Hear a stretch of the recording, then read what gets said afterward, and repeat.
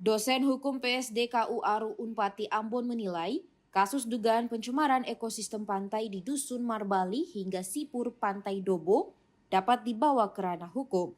Hal ini jika ditemukan unsur kelalaian atau kesengajaan yang menyebabkan kerusakan ekosistem laut dan pantai. Dosen Fakultas Hukum PSDKU Aru Universitas Patimura Ambon, Sofsky Asyarwatimena menegaskan, dalam hukum pidana lingkungan dikenal istilah pertanggungjawaban mutlak tertentu, di mana jika hasil investigasi membuktikan ada pelanggaran prosedur, maka oknum terduga dapat dijerat dengan hukum pidana. Lebih lanjut dikatakan Polres Kepulauan Aru mestinya jeli dalam hal ini, karena bukti tulang ikan hasil filet merupakan petunjuk hukum guna bisa dilakukan pengembangan lebih jauh. Dinas Lingkungan Hidup memiliki kewenangan penuh untuk melakukan audit lingkungan.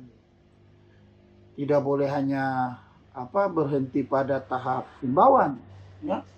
Kalau berdasarkan Undang-Undang Nomor 32 Tahun 2009 tentang PPLH, di sini kan jelas terdapat tingkatan sanksi administratif yang harus ditegakkan.